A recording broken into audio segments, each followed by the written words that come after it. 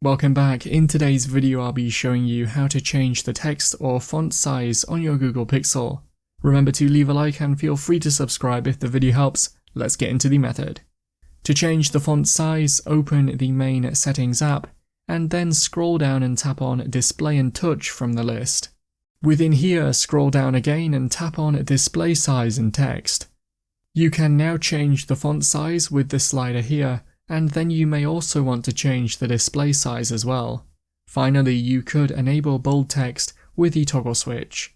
That's how to change the text or font size on your Google Pixel.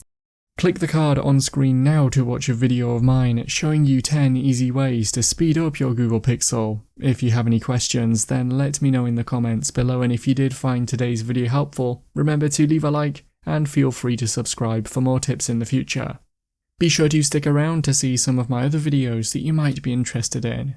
Thanks so much for watching, and I will see you in another video.